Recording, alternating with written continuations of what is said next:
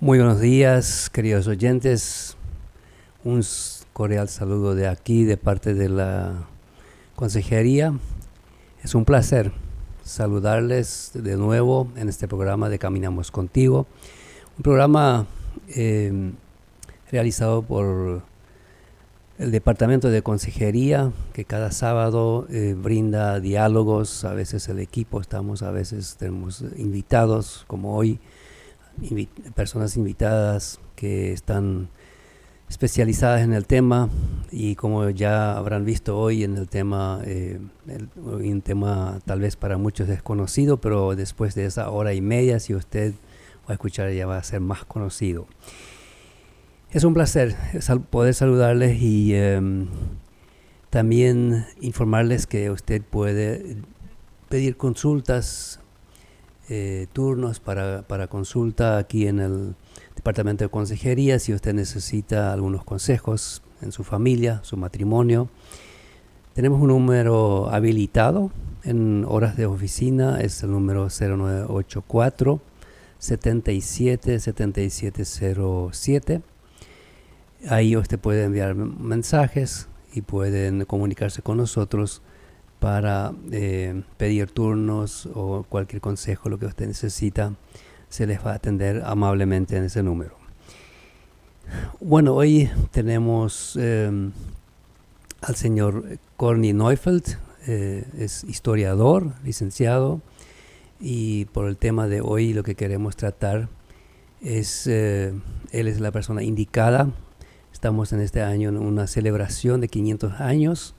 Vamos a ver más adelante por qué, cuál es el motivo, por qué vamos a celebrar 500 años de Reforma Radical. Usted nos puede seguir en Facebook Live, y también este programa se transmite mañana de nuevo a las 20 horas por la radio, y así también estamos en Instagram, más tarde en Spotify. Usted puede también escucharnos de nuevo, siempre en el podcast también de ZB30. Bueno, sin dar más vueltas, licenciado Corny, buen día, bienvenido.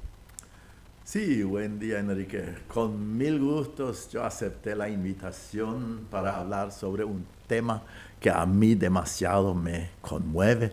Vale la pena. Nuestras iglesias llegan a tener 500 años. Podemos también decir que en realidad es la cuna, es el nacimiento de todo lo que nosotros llamamos las iglesias evangélicas libres, ¿sí?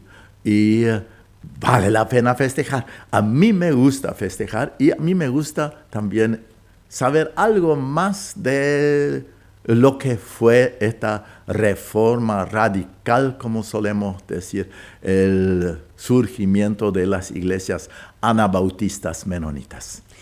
Sí, sería bueno, de repente tenemos diversos oyentes, tenemos en varios países nos escuchan, y sería bueno de repente un breve trazar un poquito desde la primera iglesia de Jesucristo. Después, bueno, hubo un tiempo solamente una iglesia, después de repente qué pasó. Tenemos ahí una fecha muy importante que después hablamos, el 21 de enero. ¿Cómo fue en aquel tiempo? Bueno, sí, estaban los apóstoles, sí, fallecieron ellos, y después cómo siguió. Sí. Así brevemente, para que el oyente que no está muy al tanto de la sí, parte religiosa entienda un poco de qué estamos hablando. Justamente a mí me interesaba este tema también, y por eso para la ASIM dio para mí escribir un libro, La Iglesia de Jesucristo desde Jerusalén hasta el Paraguay. Sí. Todos sabemos que nuestro Señor Jesús, nacido de la Virgen María, vivió, enseñó y buscó sus discípulos que le siguieron. Jesús luego fue clavado en la cruz por pagar los pecados de los que creen en Él, los que se arrepientan, llegan a ser sus discípulos. Murió en la cruz, resucitó al tercer día, y luego ascendió al cielo y encomendó a sus discípulos y a todo el mundo, a ser discípulos a todas las naciones, bautizándolos en el nombre del Padre, del Hijo y del Espíritu Santo. Yeah. Y enseñándoles para que guarden todo lo que yo os he mandado. Y esto han hecho estos apóstoles. Yeah. Han ido, predicado. pero todos los apóstoles, excepto Juan, fueron martirizados según la historia. ¿Sí? Juan quedó preso en la cárcel, pero murió aparentemente una muerte normal ahí en Patmos, pero los otros discípulos fueron matados por llevar el evangelio, ¿sí? Como Jesús, ellos también. Y así creció la iglesia, y cuanto más sangre corría, aparentemente más crecía la iglesia. A veces se dice que la sangre es la semilla de la iglesia, y así duró unos 300 años. Los pastores fueron matados, quemados. Policarpo de Esmirna, por ejemplo, en el año 156, con 83 fue matado en la horca, ¿sí? Y así siguió. Entonces el cristianismo fue perseguido grandemente hasta que el emperador Constantino el Grande, en 330, declaró oficialmente el cristianismo como religión oficial, y desde este tiempo ya los cristianos no fueron perseguidos, la iglesia podía estabilizarse, pero ahí empezó la iglesia cristiana a bautizar a los niños para que ya de antemano iban a ser cristianos. O sea, eso era una orden de Constantino, ¿verdad? Sí, de orden de Constantino, que él trabajaba junto con el Papa, ¿sí? Y ya, es decir, con el arzobispo de Roma. Yeah. ¿Sí? Y ellos, de ahí empezó la práctica. Claro, cuando ellos querían convertir a los germanos que eran demasiado incrédulos y demasiado crueles también, ellos fueron llevados a los pelos al agua para ser bautizados, sin fe, sin nada, pero para que se conviertan en cristianos, ¿no? Eso era porque Constantino de repente veía que cómo se hacían cristianos, por bautismo. Por bautismo. Entonces él creyó, ese milagro ocurre ahí en el agua. Esto fue con los germanos, esto fue siglos más tarde, pero el bautismo entonces llegó a ser la llave para ser un cristiano, y llegó esta práctica de bautizar a los niños con algunos días de edad y entonces enseñarles la fe cristiana, y así surgió la iglesia cristiana a nivel europeo, casi podríamos decir a nivel mundial. Se estableció el papado en Roma. De repente el arzobispo de Roma llegó a ser el más importante que el de Alejandría, por ejemplo, o el de Constantinopla, por ejemplo, ¿sí?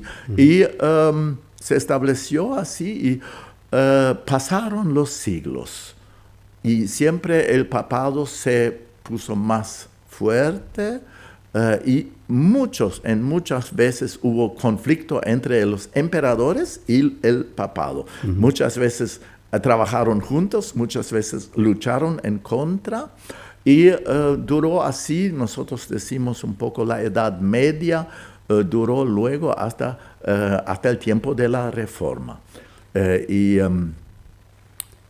En el tiempo de la Reforma, justamente en la iglesia cristiana en Roma, tenían esta gran idea de levantar la Basílica de San Pedro y todo esto, pero ya se notaba que algo estaba entre el engranaje, y ¿sabe por qué? Porque Johannes Gutenberg había inventado la imprenta en el siglo XV.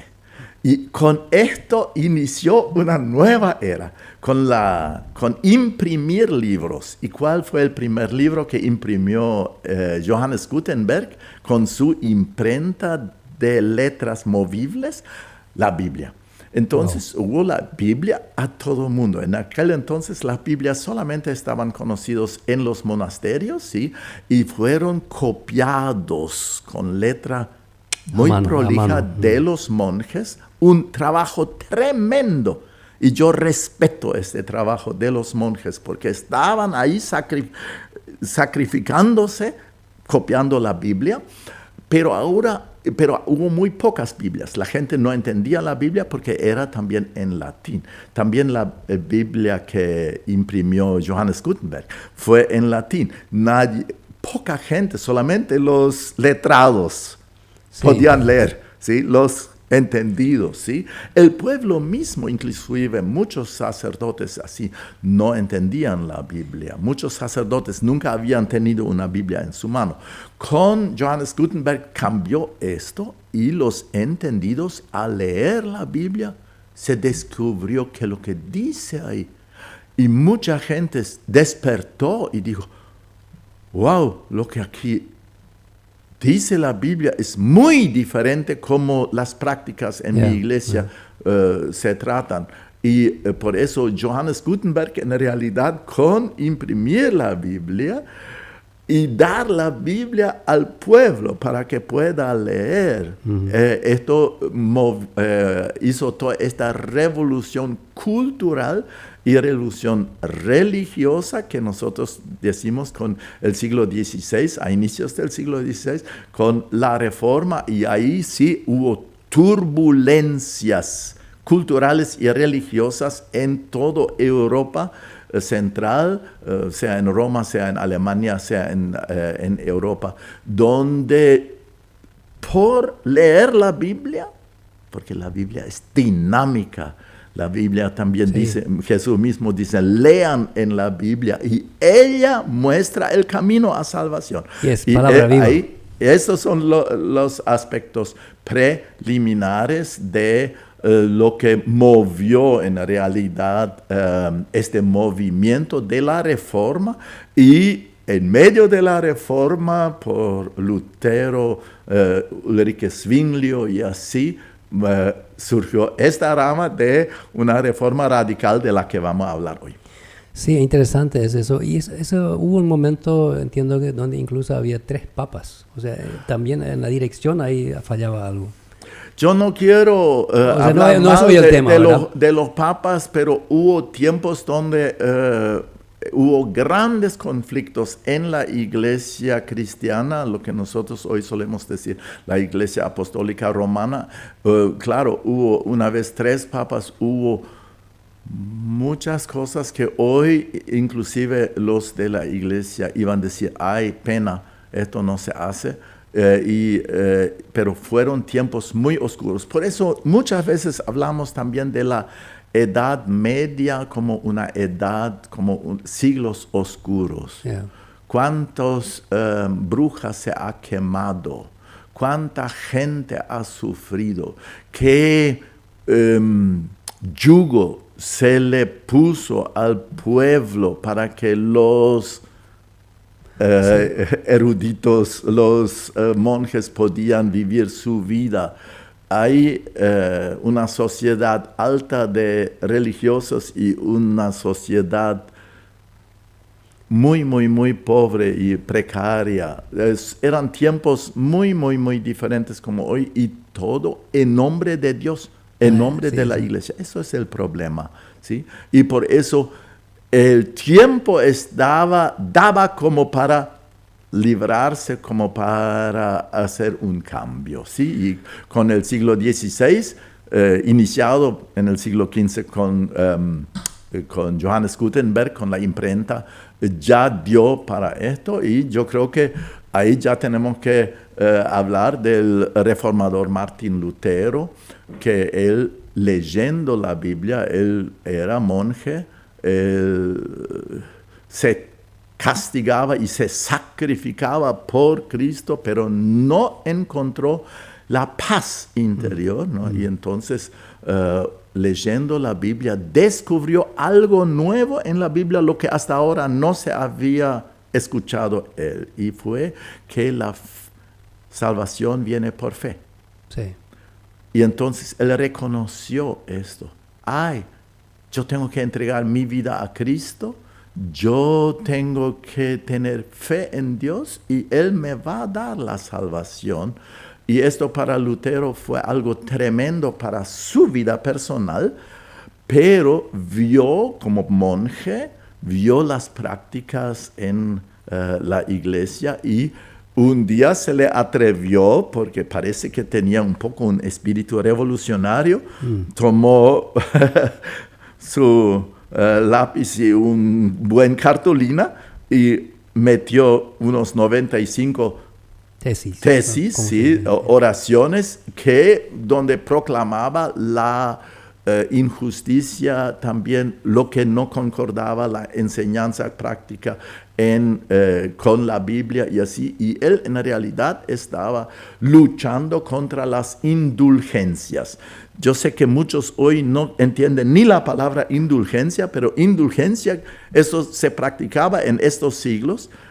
Vos sos pecador, tienes que pagar y con una cierta suma se te perdona tus pecados. Con esta plata se construyó la Basílica de San Pedro en Roma. Entonces hubo sacerdotes y negociantes que vendían indulgencias. Inclusive vos podías pagar por tu abuelo para que salga del infierno, ¿sí? Para que se salve ahí, y si vos pagás, entonces sí. Y cuando el dinero hace cling en el cajón, ya el alma salta al cielo. Esto fue un negocio tremendo, y Lutero nunca había leído esto en la Biblia, y en muchos de sus tesis luchaba contra las indulgencias, ¿sí?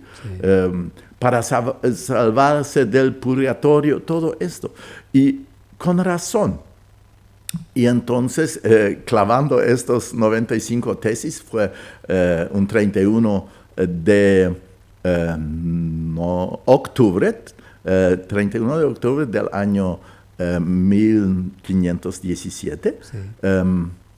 Y esto fue como un martillazo al establecimiento, a lo que estaba firme, sí. La iglesia, también los gobernantes, ¿sí? Y Lutero tenía que ser eliminado, y ya se buscó como para eliminarlo, y suerte tenía Lutero, fue llevado por unos amigos a la así llamada Wartburg, ¿sí? Y ahí tenía suficiente tiempo porque sabía leer y escribir en el latín, tradujo la Biblia del latín al alemán. Y por eso nosotros tenemos en alemán la Biblia traducida por Lutero.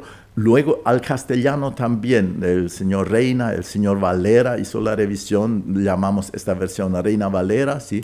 Que años más tarde también se dio. Con este año 1517, con este 31 de octubre, se inició prácticamente la reforma. Yeah. ¿Sí? Lutero descubrió algo muy importante, que la salvación viene por fe y no por obras. Vos no te puedes comprar tu salvación. Ahora, humanamente es algo lógico también. Yo pago algo para que recibo, ¿verdad? Claro. Hasta hoy, el ser humano quiere dar algo para recibir. Sí. Vos tenés mucha razón. Y por eso funcionaban también estas indulgencias. Sí. Pero no tienen nada que ver con la realidad de la Biblia, ¿no? Sí, porque por gracia somos salvos. Sí, ¿no? Sí. Pero Lutero, y por eso él no es el reformador radical, él en realidad quería solamente reformar, es decir, hacer algunas correcciones. O sea, su idea nunca era salir de la iglesia. No era, primeramente no fue salir de la iglesia, pero la iglesia le echó. Claro. Él fue echado de la iglesia y declarado libre como pájaro. No sé cómo es la expresión en castellano. Libre como pájaro, en alemán, vogelfrei, quiere decir cualquiera que le mata no tiene la culpa. ¿Sí? Hasta dinero se pagó. Por sí, inclusive. Y entonces surgió esto, pero él, gracias a Dios, se quedó con vida, escribió muchas canciones y tradujo la Biblia. Pero él se quedó en realidad con muchas ideas de la Iglesia Católica Romana, sobre todo el bautismo de niños y la unión de la Iglesia Reformada Luterana, ¿sí?, con el gobierno, porque él hizo su reforma con los con el gobierno, ¿sí? Con los con los gobernantes. Con los gobernantes. ¿Sí? Con los gobernantes.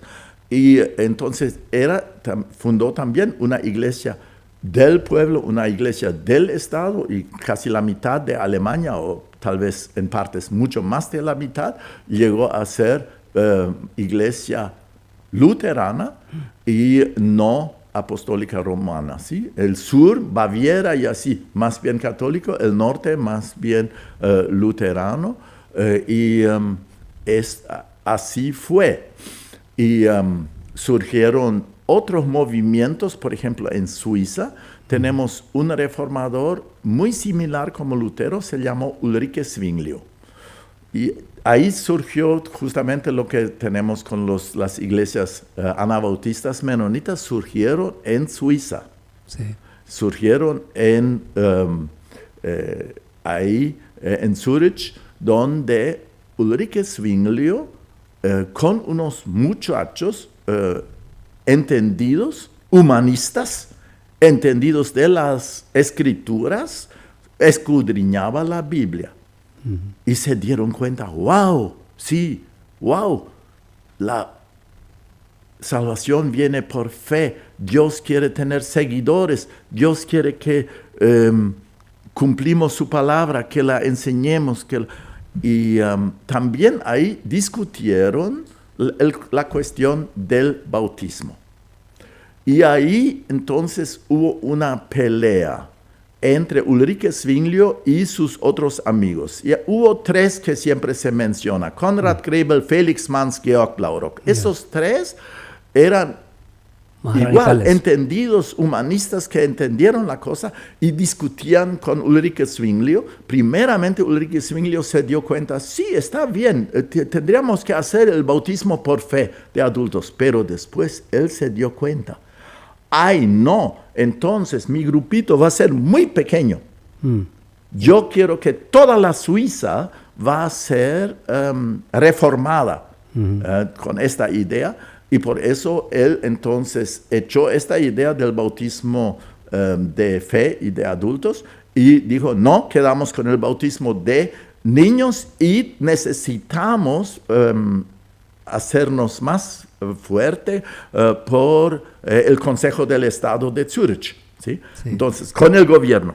Y hubo esta pelea y después estos muchachos, esos tres, con unos cuantos más, dijeron, bueno, con nuestro amigo Ulrike Zwinglio no podemos seguir porque él no cumple la palabra de Dios. Y entonces hubo este momento radical en una noche estudiando la Biblia donde Georg Blaurock, y en castellano iba a ser Jorge con la túnica azul, le pidió a su amigo Felix Manz y Konrad Grebel, ¿sí? Le pidió a Konrad Grebel, bautizame. Y entonces Konrad Grebel le bautizó y en ese momento ya los otros pidieron a Blaurock y ahora bautizarnos a nosotros, y era un buen grupo de gente estudiando la Biblia en este momento, cuando festejaron después de 1200 años el primer bautismo de fe. Sí, ahí estás tocando, licenciado, un tema muy interesante, porque el tema del bautismo de niños y adultos. Yo estuve 28 años como pastor y tengo muchísimos amigos católicos y siempre eso es una pregunta. Sí. ¿Y por qué niños se bautiza? ¿Por qué adultos se bautiza? Y ahí creo que estás aclarando bastante. Sí. Entonces, en tiempo de Jesús, Juan el Bautista, bautizaron personas adultas porque se bautizó porque creyeron. Sí. Ahora, ¿de dónde vino entonces el bautismo del niño? De los niños es justamente de Constantino, que no entendía nada de la Biblia, pero él quería asegurar la fe cristiana. Entonces él dijo, bueno, hagamos eso, le certificamos todo como cristiano. Sí. Y ahí quedó ese bautismo de los niños. Entonces acá lo que hoy estamos recordando es el 21 de enero, donde ocurrió esto, donde Blaurock pidió el bautismo y él volvió ese bautismo bíblico, vamos a decirlo así. Sí, así ellos lo entendieron, así nosotros lo entendemos. Yo sé que el bautismo no salva. Claro, claro. La fe salva. Sí. Pero Jesús, ¿qué es lo que había dicho en su gran comisión? Vos sabés de memoria, yo sé de memoria. Id a todo el mundo. Sí. ¿Y qué? Y haced discípulos. Primero, o sea, no puedes hacer discípulo niño. Sí, haced discípulos. Sí. Y cuando vos sos discípulo, entonces el segundo es bautizándolos en el nombre del Padre, del Hijo y del Espíritu Santo. Y tercero, enseñándolos para que guarden todo lo que yo os he enseñado. Entonces, quiere decir, la conversión, ¿sí? El arrepentimiento, ¿sí? Llegar a ser un seguidor de Cristo y confirmar esto con el bautismo. Que es un testimonio abierto. Testimonio abierto. Y luego enseñar. No es así como muchos dicen, bueno, yo soy bautizado, ahora ya tengo mi pasaporte al cielo. No, uno sigue escudriñando las palabras, aprendiendo el seguimiento, el discipulado. Uno sigue descubriendo y practica. Así es. Muy interesante, licenciado, el tema, y queremos ir, Mario, puede ser que nos vayamos una canción. Entonces, después de eso queremos interiorizarnos un poco más todavía de esa forma radical que trajo consigo. Porque probablemente no quedó así, o sea, no quedó sin observación de los otros, ¿verdad? Así que vamos a una canción, una pausa y después volvemos. Después de esa hermosa canción, estamos de vuelta con el tema Reforma Radical, querido oyente, si usted recién se acopló. Estamos hablando con el licenciado Corny Neufeld sobre la reforma radical que ocurrió hace casi 500 años, el 21 va a ser 500 años, donde hubo, ya hemos comentado en el capítulo anterior, hubo una reforma radical donde las personas volvieron a ser bautizados como adultos en base a su fe. Licenciado, el tema, este grupo de Blaurock, de Zwinglio, todo eso lo que se bautizaron ahí, ellos fueron perseguidos después. Tremendamente perseguidos. Y no solamente estos tres, sino también los otros, Reublin, Brötli y unos cuantos más que se acercaron a ellos en Solikon, sí, porque era una aldea al lado de Zurich, tremendamente perseguido, pero corría el fuego de este movimiento renovador. La gente estaba entusiasmado de entregar sus vidas a Cristo, de recibir el bautismo por fe y recibir también la persecución. La persecución fue tremenda. ¿Sí? Konrad Grebel, como solíamos decir, era el líder, el que bautizaba a Blaurock también. Konrad Grebel fue tomado preso enseguida. Y ahí en la prisión él murió de la peste y Felix Manz fue tomado preso y debería ser ahogado, es decir, cadena de muerte, condenado a muerte por inundar. Ahí estaba por Zurich, corre este río, la Limmat, y ahí entonces fue ahogado, es decir, con sus brazos así atados y debajo de las rodillas un palo, es decir, entonces era todo un nudo grande y del barquito fue tirado. Después de 5 o 6 minutos se lo quitaron del agua ya muerto. Su mamá estaba enfrente a la orilla y le animaba y le gritaba: Félix, quédate firme, Félix, quédate firme. Tenemos que imaginarnos una madre que ahí ve su hijo padecer por su fe y la madre le anima de no perecer, de no negar esta fe. Y el otro, justamente Georg Blaurock, él no era ciudadano de Zúrich y no tenían derecho de condenarlo. Entonces, medio desnudo, lo tiraron a garrotes en la calle para que corra de la ciudad. Luego él era oriundo de más hacia el este, parte de Baviera, Austria, y ahí él mismo también fue quemado a la horca por su fe. Y muchos más. La persecución fue prácticamente tremenda, pero cuanto más se persiguió, tanto más creció este movimiento. Sobre todo en Baviera, donde la persecución era demasiado fuerte por la Inquisición, ¿sí? Ahí las tropas del gobierno austrio o Habsburger, ¿sí? Y el Papa, juntamente con, inclusive tenemos que decir esto, con Ulrike Zwinglio, que firmó unas cuantas penas de muerte. ¿Sí?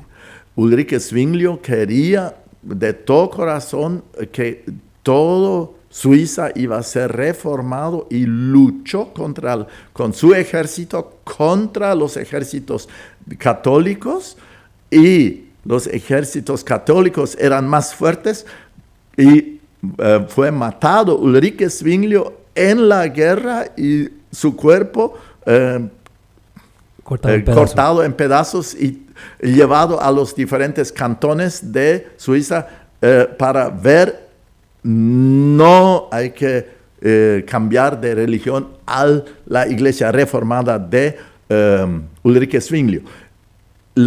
Este movimiento radical de los anabautistas, como se los llamó, anabautista quiere decir los rebautizados, porque ya habían recibido un bautismo. Ellos fueron eliminados grandemente, pero corrió como un fuego. Y el problema fue que no teníamos luego líderes. Y 2 años más tarde, en el año 1527, un ex sacerdote, y se llamó Michael Sattler. Michael Sattler se había convertido, se había dejado bautizar por su fe, se había casado con una monja, sí, Margarita, y ellos entonces vivieron esta fe y se dieron cuenta, este movimiento radical es tan amplio y hay tantas diferentes ideas, ¿sí? Y inclusive había ideas de tomar las armas, y otros eran carismáticos, y otros eran no sé qué.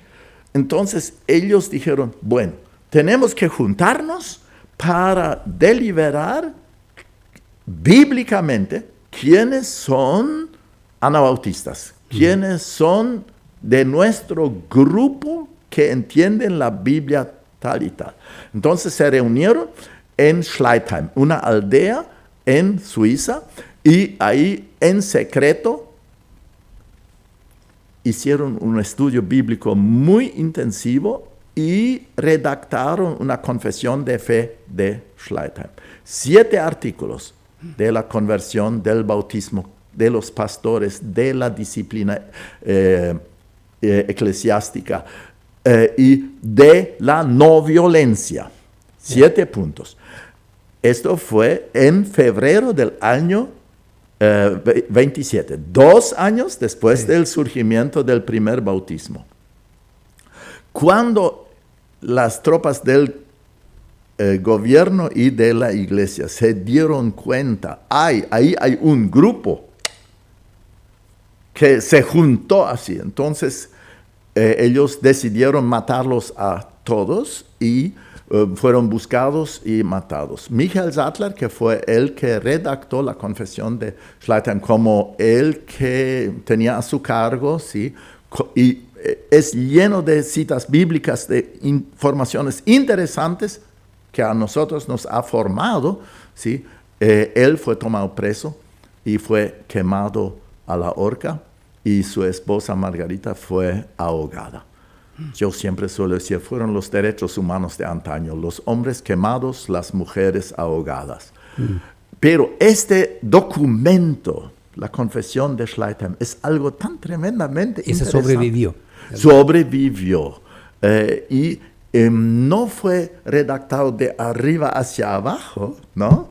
Sino en alemán es así: Brüderliche Vereinigung etlicher Kinder Gottes. La unión de algunos hermanos reunidos, hijos de Dios, ¿sí? Reunidos en Schleitheim y entendiendo estos puntos. A mí me conmueve mucho esta fe que tenían. Y este movimiento corrió. Y ahora tenemos que decir a dónde corrió. Corrió a todas partes, pero en todas partes fueron perseguidos. En Baviera y en Austria, tremendamente. Eliminados los anabautistas. Pero Rin abajo, es decir, hacia el norte, llegó un misionero, Melchior Hoffmann. Él era un pastor carismático, predicando esta nueva vida, este discipulado, el bautismo por fe y todo esto, y lo llevó a los Países Bajos, Holanda, Bélgica, Alemania del Norte. Y ahí crecieron rápidamente muchas iglesias anabautistas, y cuando estaban ahí ya fueron perseguidos también ahí grandemente. Y la persecución entonces hizo que gente por temor a la persecución empezó a tener ideas que el Señor va a venir enseguida, que ya es el fin del mundo, que esto ya es la gran tribulación, que ya ahora sí va a venir. Y ahí hubo unos más radicales todavía que dijeron, va a llegar en Münster y vamos a ir todos a Münster y ahí va a llegar el Señor. Y en Münster se defendieron contra las tropas católicas y del emperador alemán, y perdieron grandemente. Las puertas de la ciudad, los portones estaban cerrados, murieron de hambre. Hubo un desastre ahí, pero ellos no tenían esta idea de la no violencia, sino vamos a defendernos porque somos el pueblo de Dios y tenemos el derecho de luchar, ¿no? Y este desastre de Münster fue tan tremendo que ha dejado una gran mancha sobre esta reforma radical, sobre todo en Alemania, donde se dijo, esos son los anabautistas, pero fue un grupito, y por causa de la persecución. Siempre tenemos que mencionar también las partes sucias de nuestra ropa, ¿sí? Y esto, lo que pasó en Münster es algo que, según la confesión de Schleitheim y según lo que entendemos la Biblia, fue errado, pero pasó por la persecución y por no estudiar la Biblia a profundo, sino dejarse guiar tal vez también por otros espíritus. Esto fue tan tremendo que hubo ahora en los Países Bajos y en Alemania, sí, grupos muy pacifistas y este grupo radical violento, ¿sí? Que prácticamente ahí fue eliminado en Münster, ¿sí? Y muchas ovejas sin pastor. Muchos bautizados por cualquier pastor, ¿sí? Sin orden, sin iglesias. Entonces hubo otro sacerdote, y ahora voy a mencionar Menno Simons. Menno Simons fue un sacerdote. Había estudiado de sacerdote, sabía leer el griego y el latín, y él había encontrado unos cuantos anabautistas. Le llamó la atención qué vida digna están viviendo, mientras él como sacerdote chupaba y jugaban los naipes. Y en 2 años no había ni una vez leído la Biblia, dice. Solamente engañando así, dice. ¿Sí? Y él se convirtió y se dejó bautizar. Se casó y fue electo pastor de este grupo perseguido pacifista. Y le eligieron como su pastor y lo aceptó. Y esto fue prácticamente 10 años más tarde de Schleitheim, ¿sí? En 1537. Se convirtió en el 35, se bautizó en el 36 y ya en el 37 él llegó a ser el pastor principal de este grupo perseguido, ¿sí? Y cuando las tropas y el gobierno y los militares se dieron cuenta, y ahí hay otro líder, entonces Carlos V, el gran rey Carlos V, ordenó matar a Menno Simons y dio una suma tremenda para quien le iba a traer la cabeza, pero Menno Simons algo de astucia habrá tenido, ¿sí? Porque de día se escondía y de noche predicaba, bautizaba y pasaba el día a esconditas. La persecución fue tan tremenda que cualquiera, si Enrique Teufs iba a darle su cama una noche a Menno Simons, ya a vos te corresponde matar. Fueron matados esta gente que alojaron a Menno Simons por un día. Pero Menno Simons, no sé, logró siempre escaparse y al fin logró tener un lugarcito bajo un gobernante más dócil, y esto le dieron unas tierras desérticas. En alemán se llama Wüstenfelde, ¿sí? Las tierras desérticas, y ahí estos pueden vivir, y ahí Menno Simons vivió sus últimos días, y ahí él también tenía una imprenta, y ahí él imprimió sus escritos. Menno Simons era un estudioso que ha escrito mucho sobre la vida nueva, sobre la disciplina eclesiástica, sobre la conversión, sobre la cena del Señor. Hay un libro así, yo lo tengo y suelo leer. Es interesante lo que Menno redactó y imprimió en su imprenta. Hasta hoy podemos ver en Bad Oldesloe, ¿sí? Ahí en Wüstenfelde, ¿sí? Su lápida, porque murió ahí también, fue enterrado ahí, y la choza de Menno Simons. Y así fue este tiempo. Y Menno ya estamos hablando ya de nuestro nombre, ¿verdad? Sí, y ahí surgió este nombre con los años y surgió como apodo. Era así. La gente dijo, y él también se va a este Menno, y ella también se va a la congregación de Menno. Entonces se lo llamó en dialecto antes, ahí en Holanda, Meniste, ¿ya? De Menno. Menonitas, lo que hoy decimos menonita, en dialecto es Meniste, ¿sí? Y ellos son Meniste, ¿sí?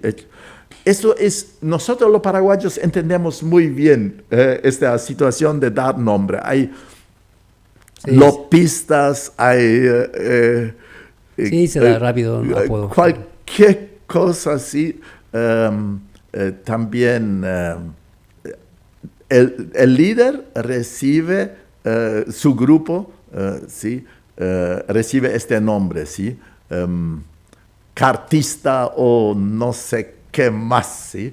Y nosotros, a mí no me gusta tanto el nombre menonita, porque yo iba a decir cristiano, ¿sí? O yo iba a decir seguidor, discípulos, la iglesia de los discípulos, porque Jesús llamó a discípulos, ¿no? Pero el apodo fue menonita y con esto se ha quedado. Y la persecución también quedó. Y este grupo quería practicar la no violencia en toda la persecución, ser no violento. Los menonitas, los anabautistas, vamos a decir, los menonitas, hablaron de 3 clases de bautismo. Bautismo del Espíritu, cuando te convertís. Bautismo de agua, cuando te dejas bautizar. Bautismo de sangre, cuando te eliminan. Y muchos sufrieron el bautismo de sangre. Y para muchos fue un honor, ¿sí? Mi papá también fue martirizado, dicen. Yo también, ¿sí? Y en las canciones menonitas surge esto, Glaube der Väter, fe de los padres, ¿sí? Cuánto yo también, si me corresponde morir por mi fe. Sí. Y así fue, y la no violencia fue algo muy significativo. Menno Simons fue un hombre plenamente no violento. En comparación con Ulrike Zwinglio y con Martin Lutero que ha firmado condenas de muerte, Ulrike Zwinglio también. Gracias a Dios, esas iglesias grandes se han arrepentido también por haber perseguido tanto a los menonitas o a los anabautistas, como antes solíamos decir. Sí, incluso creo que Juan Pablo II, lo que una vez hizo unas cuantas pedido de perdón, ¿verdad? Sí. Y aquí hubo una vez un culto, yo creo que en el 96, donde gente de la iglesia reformada, es decir, de los de Ulrike Zwinglio, llegaron aquí a Filadelfia y hicieron aquí un culto reconciliador, muy motivador. Y nos entregaron ahí un muñeco de según dicen, una señora del Emmental de Suiza, ¿sí? Como recordar que ya no hay más conflictos entre las iglesias anabautistas menonitas y la iglesia reformada de Ulrike Zwinglio, ¿sí? Sí, y hablando de menonitas, muchas veces la gente, el concepto tiene, para que seas menonita, bueno, para muchos se lleva mameluco o tienes piel rubia. ¿Quién puede ser menonita? Un paraguayo, por ejemplo, vamos a decir un latino, ¿puede ser menonita o no? Sí. Sí. Lastimosamente en el Paraguay tenemos que decir la verdad, los menonitas somos un grupo étnico religioso. Étnico porque se nos conoce por nuestra piel, nuestros ojos, nuestro idioma. Y es así que la persecución en Holanda y en Alemania del Norte fue tan tremendo que o te morís o te refugias. ¿Y a dónde se refugiaron gran grupo de menonitas? A lo que hoy es Polonia. Polonia antes era Prusia, y bajo gobiernos eslavos y a veces bajo gobiernos alemanes, ¿no? Y ahí corre el río Vístula, y el río Vístula es todo pantanoso. Y ahí ellos quedaron con libertad religiosa. Entonces ellos hicieron diques, drenaron el agua y se convirtieron los pantanos en campos de trigo. Pero vivieron en islas aisladas culturalmente y por idioma, porque era ya país eslavo, ¿sí? Hablaron dialecto, confesaron la fe anabautista menonita, y ahí surgió esta mentalidad de isla, que ahí ese grupito son menonitas. Y siempre cuando una iglesia no se reforma, empieza a tener tradiciones. Y en Prusia surgió esta tradición menonita, que es una tradición tal vez buena, pero con los años y con las generaciones, al fin, no tienen más la fe bíblica, sino más bien lo que los abuelos le habían pasado. Sí. Muchos predicadores predicaron sermones que su abuelo había escrito. Es seguro. Y se empezó a bautizar a los jóvenes ya con tal que ha memorizado el catequismo. Primeramente tienes que memorizar el catequismo, después llega Pentecostés y vas a recibir el bautismo por aspersión y después ya tienes derecho de casarte. Entonces hubo tradiciones que dijo, bueno, catequismo, bautismo, casamiento y listo. Y esa tradición nosotros hemos llevado de Prusia a Rusia. Y en Rusia tremendamente la tradición menonita se desarrolló. Hubo, gracias a Dios, movimientos de reformación, como por ejemplo la creación de la Kleingemeinde, la iglesia pequeña, y en el año 1860 la iglesia Hermanos Menonitas, que empezó a enfatizar otra vez la conversión, la vida nueva, el discipulado y todo esto, y las misiones. ¿Sí? Y con esta renovación también las iglesias tradicionales empezaron a despertarse y a renovarse también, pero siempre hubo grupos que muy radical se quedaron con la tradición. Y esos grupos siempre mantienen su aislación cultural. Ahí tenemos, por ejemplo, gran grupo de los Bergtaler de Rusia, sí, que se fueron a Canadá, llegando a Paraguay, pasando tal vez por México, llegando a Bolivia. Y aquí en Paraguay tenemos grupos muy tradicionales que se conocen por su vestimenta. Nosotros decimos los mamelucos. Y hay paraguayos que a mí me dijeron, ¿y vos sos menonita? ¿Y dónde tenés tu ropa? Y aquí la tengo, mi ropa, ¿sí? Es un grupo más pequeño, pero también son menonitas. Y en ese momento hay un despertar entre ellos, ¿sí? Y hay iglesias, inclusive hay escuelas entre los muy tradicionales, ¿sí? Y hay gran misión entre los paraguayos latinos, ¿no? Y entre los indígenas, tenemos muchos indígenas de fe menonita, muchos paraguayos latinos de fe menonita, iglesias menonitas, iglesias hermanos menonitas, iglesias hermandad menonita. Sí. ¡Qué guapo es Dios! Así es. Qué interesante. Vamos a ir a un corte, vamos a ir a una canción, ¿puede ser, Mario? Entonces ahí seguimos con la última parte de esta historia. Y hoy hablamos especialmente también del 21 de enero, que es la próxima semana. Cumplimos 500 años de Reforma. De esta manera estamos de vuelta con el tema Reforma Radical. Estamos aquí con el licenciado Neufeld, Corny Neufeld, disfrutando de esa historia tan hermosa que han pasado nuestros antepasados y realmente entre sombras y luces, ¿verdad? Siempre es importante en una historia no evitar, o sea, no ignorar las sombras también, que hemos mencionado unas cuantas. Y bueno, y ahí estaban, en este caso ya habían ido a Polonia, después un grupo se fue a Rusia.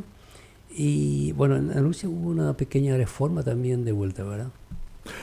Sí, hubo una reforma cuando surgió las iglesias hermanos menonitas que enfatizaron de nuevo el seguimiento, el bautismo por fe y no por un catequismo memorizado. Este movimiento creció y también tuvo sus reacciones con las iglesias tradicionales, que muchos se dieron cuenta, tienen razón y así. Por eso, por ejemplo, aquí hoy en el Paraguay, por ejemplo, aquí en Meno y Fernheim, las iglesias, aunque tenemos diferentes nombres, somos muy unidos porque hay muy pocas diferencias entre las diferentes iglesias aquí, pero sí el problema son iglesias o colonias muy tradicionales que guardan más su tradición que la fe bíblica y la enseñanza bíblica. Y eso es preocupante para todos nosotros que nos llamamos menonitas, y yo sé que para un paraguayo latino es muy difícil saber, y yo quiero decir aquí de paso, muchos rubios aquí en Fernheim y en Meno, llamados menonitas, no son menonitas de tradición, sus padres, sus abuelos eran creyentes. Pero ellos ya no muchos ya no confiesan la fe anabautista menonita, la fe y el seguimiento. Y esto es lo que surge en todas las iglesias. Hay también cristianos católicos que confiesan 100% lo que cristiana. enseña la palabra de Dios, y otros se llaman nomás. ¿Sí? Sí, yo creo que ahí es importante, licenciado, diferenciar un poco. La gente muchas veces dice, bueno, es menonita y toma y se emborracha. Sí, sí. O el mismo tema, yo creo que yo he conocido católicos cristianos firmes Sí, a la Biblia, sí. ¿verdad? Así también hay menonitas, y hay llamados, como ya has dicho, gente menonita que simplemente por la piel y por el color Sí. son menonitas, pero no son convertidos. Entonces, la diferencia en la vida que estamos llevando, el testimonio que estamos llevando, es porque o somos renacidos en Cristo, Sí. hemos sido perdonados, Sí. somos cristianos, o no. Eso puede ser un católico, puede ser un menonita, puede ser de otra religión. Importante es aquí diferenciar eso de que si nosotros somos testimonios es porque Cristo renovó nuestra vida. Así mismo, por ejemplo, en caso de Fernheim, fue así que cuando llegaron, y si contamos los adultos de Fernheim, en el año 1930, el 70% eran cristianos bautizados y un 30% eran de piel germano menonita, sí, pero sin confesar esta fe. En lo de la colonia Meno fue muy diferente. Ellos surgieron de un movimiento más tradicional. Prácticamente los adultos de Meno todos fueron bautizados, ¿sí? Miembros de una iglesia, la mayoría tal vez o con o sin una conversión radical, pero luego con el tiempo, inclusive en Meno hubo un movimiento muy reformador bajo un anciano, Martin C. Friesen, con todo respeto, y así una iglesia debe ser dinámica y no debe caer en las tradiciones. Nosotros tenemos unos cuantos instituciones teológicas como el SEMTA, el IBA, donde se enseña claramente la palabra de Dios y también algo de historia, y tenemos muchos historiadores. Y yo admiro siempre a un historiador americano de la Old Mennonite Church, ¿sí? Y se llama Harold S. Bender. Inclusive en Filadelfia hay una calle que se llama Harold S. Bender. ¿Y por qué? Porque este Harold S. Bender tenía un corazón amplio a los perseguidos, a los refugiados de la Unión Soviética, y en aquel entonces quedaron 1,700 personas que no podían irse a Canadá y tenía que buscar, este joven de 30 años, buscar un lugar a donde mandar estos 1,700 personas, y Harold S. Bender encontró entonces el Chaco y dijo, los vamos a mandar al Chaco. Ahí ya hay unos vecinos menonitas que llegaron de Canadá y así.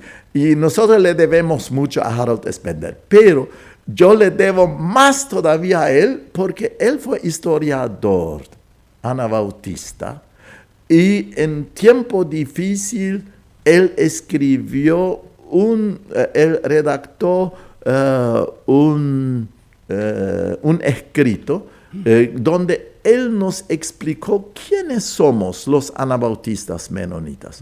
Y él en su discurso trajo 3 puntos, y yo lo quiero mencionar para saber quiénes somos, qué es lo que somos. Y él dice, un cristianismo se lo conoce por el discipulado.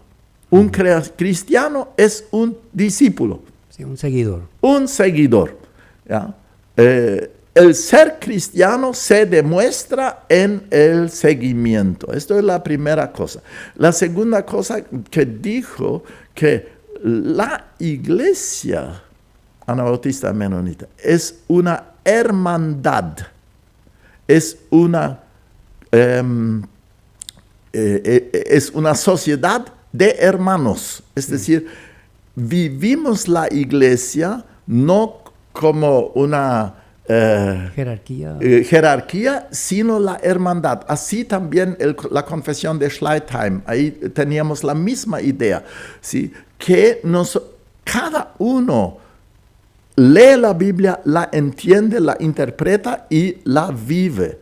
El Espíritu Santo que vive en Hain-Tövs también vive en Korny-Neufeld y en nuestros otros hermanos. Y así en iglesia somos una hermandad.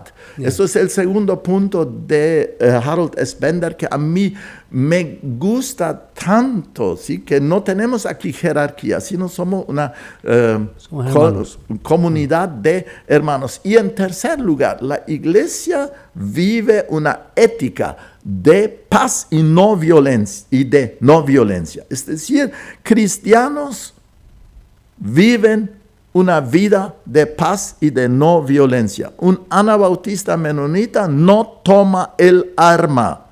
Si toma el arma, ya deja mucho lo que es la enseñanza bíblica. Y con esos 3 puntos, Harold S. Bender despertó de nuevo entre los anabautistas un nuevo sentido de ser. Yeah, ¿sí? Identidad. Una identidad. Y esto a mí me gustó tanto, porque muchos dicen, tiene que cumplir esto. No, ser un discípulo. Esto es el reconocimiento, ¿sí? Vivir la hermandad. Vivir una ética de amor y de no violencia. Sí, estos son los puntos de The Anabaptist Vision, ¿sí? La visión anabautista que a mí tanto me gusta. Sí, vivir esa hermandad era tan radical también. Hasta hay un video, una película, donde incluso un soldado le persigue al menonita y después el soldado cae rompe el hielo del río, cae de vuelta, y a mí me hace siempre recordar eso. Sí, quería contar esto. Esto fue en el año 1556. Sí, ¿qué hace? 1556, sí. Y Dirk Willems, sí, un Willems. Tenemos en Fernand también Willems. Tal vez fue un antepasado de él.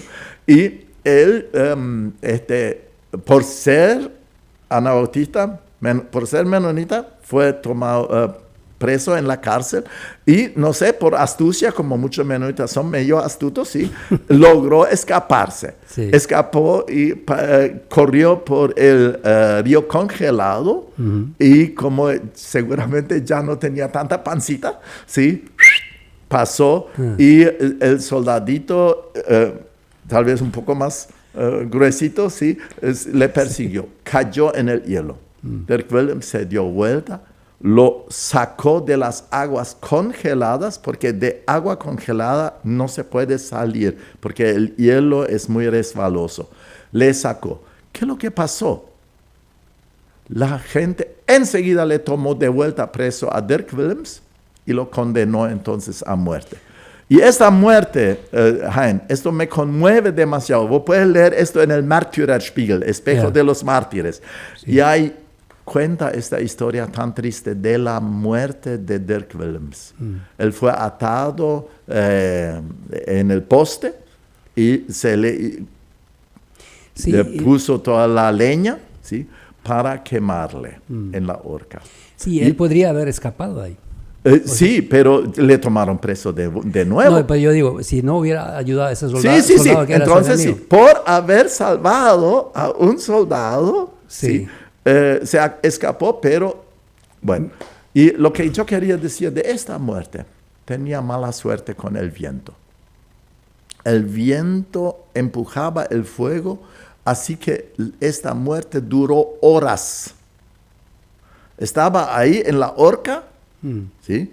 Para ser quemado, y por A o por B el fuego andaba más hacia un lado y le duró horas hasta que Dirk Willems perdió así su vida. Y así fueron muchos que fueron o quemados o ahogados, perseguidos por su fe en aquel entonces. Y hoy mi pregunta es, estaríamos dispuestos, ¿verdad? ¿seríamos dispuestos? A mí me hace recordar esa película porque una vez en el Oriental un pastor contó que él mostró a los hermanos ahí en esa película.